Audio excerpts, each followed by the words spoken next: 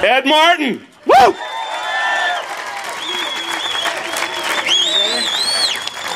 Thank you for that.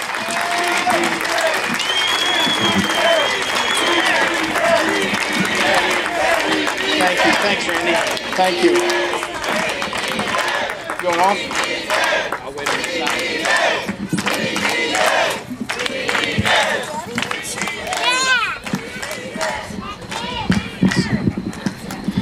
All right, let's see if I can get that working. Thank you very much. And what about, I tell you, between the pastor and Mary Beth and David and Randy, what incredible voices already tonight. I'm so honored that they're here and they're my friends and they're helping me.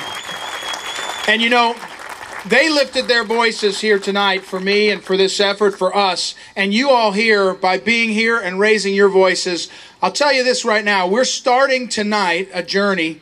We're raising our voices tonight. You know, we can always say MacArthur started it. David and Randy can fight about which one of them really started it. But the voices, in terms of raising our voices, but we're going to keep raising our voices in this district for the next 13 months.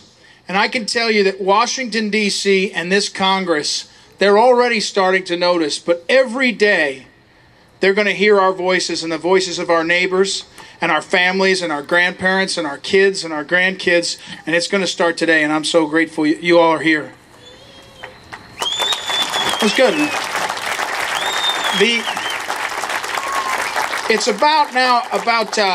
It's almost 9 weeks ago that I found myself in a South St. Louis church. And I was meeting with 10 or 11 people around a table. And we were talking about mostly health care. That meeting was like 35 others I've had now. We call them Ask Ed Anything meetings. We get together. People can ask me any question about what my life is about, who I am, what I stand for. And mostly I sit there and answer their questions and I listen. And down in that basement in South St. Louis, what I heard from people, the conversation was mostly about health care. And these people knew what they were talking about. They talked about how Medicare was being cut under the House plan that Congressman Carnahan supported. They talked about the fact that the health care reform was a transformation that everything they had come to know, trust, and care about in terms of health care. And they knew there were problems. They talked about them. They talked about costs. They talked about their friends who were younger, who maybe didn't have health care at different times. They knew there were problems, but they questioned what was happening with this wholesale reform. In the middle of that meeting, one of the women took out her purse, very deliberately took out a pad, wrote down a couple notes. I think she may have asked a question during the conversation. But she came up to me afterwards and she asked a few things. She knew all about Medicare. She knew about Medicare Advantage. She asked a bunch of questions about why we were cutting that, what it meant, what all this meant. And then she gave me some advice. She said, I used to tell my students and my grandsons that God gave you 2 ears and 1 mouth, and you should try to use them in just about that proportion.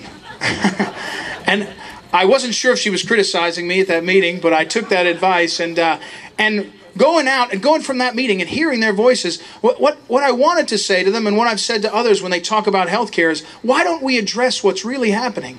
Instead of trying to come up with this straw man that we roll out, that in a hurry and in a rush, we change everything. Why don't we address what's really happening and come up with solutions? Why does Congress think that we need a solution? Why do they create a solution and tell us the problem? Why are they out of touch? On healthcare, for example, we know, we've talked, this is not far off, hard to figure out. We know what could happen today. We could pass some laws today that would help us buy insurance across state boundaries. Make the insurance companies, who, let's be clear, the insurance companies can be bullies. There's no doubt about it. Make them pay a price to compete with others. That makes good sense. That's not being addressed for whatever reason. Another thing we could do has been suggested by both major parties, by serious economists on all sides. Make health care a tax credit, not a deduction, a tax credit. So you can get tax credit. These are solutions that address problems instead of a Congress that is coming up with a worldview and coming up with plans that they want to foist on us. More often than not, when I was in these communities, from St. Genevieve up to Clayton, U City, down in South City, South County, over in Soulard, wherever it was, people would talk about one other thing. They would say, no matter what we feel, or care about. What we know is we're not being heard. And our voices are not being heard by this congressman. Now, whether it's tea parties or town halls, whether it's basements of churches or backyards of people's homes, people in the 3rd District know they're not being heard. And they don't like it very much. Because our people, our neighbors, you know them, you are them, we're all together. They're fair people. They don't mind a disagreement on policy, even on issues. They're worried about where the country's going, but they want to be listened to, and they know they're not. And that's a huge problem. David MacArthur is up here, and he really is. He's one of the toughest babies I've ever met. He cries on a dime. You don't want to watch Desperate Housewives with him. He just bawls throughout. Terrible emotional trauma for him. But he tells a story not as well as he should, because what he was a voice and a leader.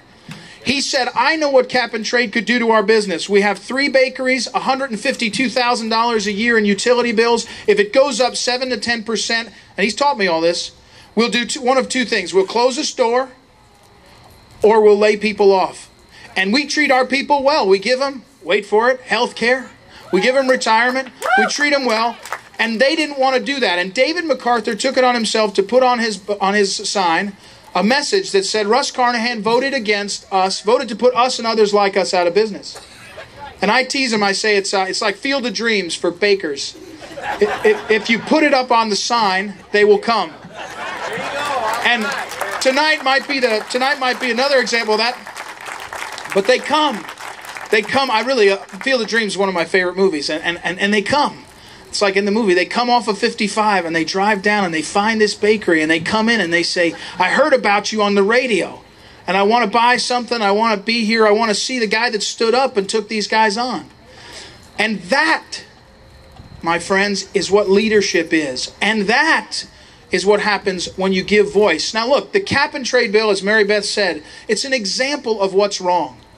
It's an example of taking an ideological position and shoving it down America's throats.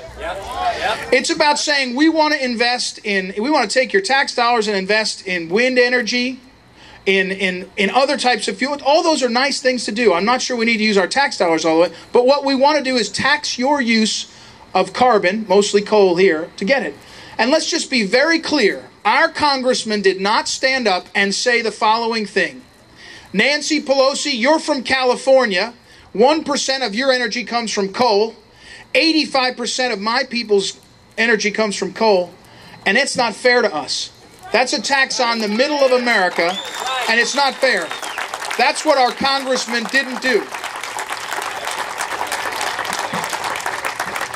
And here's the problem. It's not just about David and Randy and their business. They'll figure out a way to always survive. They always have. It's also about each of our households. The Obama administration estimates that it will cost each of us an average of $1,700 increase on our utility bills. Okay? So it's about our families and it's about our future. And more out in the district, people want to know, why is this happening? What is happening? And what's happening next? The scope of the rush to solve all our problems is really scaring people and making them angry. When I went out in these neighborhoods and I talked to people in these Ask Get Anything meetings, and we talked about it, whatever people wanted to talk about, the number one issue I heard about was not cap and trade. It wasn't even health care. It was about jobs. It was about, if I'm a man or a woman, I'm a family, I'm a head of a household or a part of a team in a household, how am I going to have a future when the jobs are leaving and they're going overseas, when the jobs are changing so rapidly, and when the decisions made by Congress are not about creating jobs, they're about fostering an ideological viewpoint that Congress sees. We can't even see it here, folks. And these people that I talk to, they're not just Democrats or Republicans. If you worked at Chrysler on the Fenton plant and you watched your country give $18 billion of your tax dollars and then send your job to Mexico, you're pretty mad. Yeah. And if you work for the businesses that support them, whether they're restaurants or taxi services, whatever around, ask Fenton what it's like. You're pretty unhappy that $18 billion went to Chrysler and they moved our jobs. They moved our jobs to Mexico. And who stood up and said, don't do that to me? Not our congressman.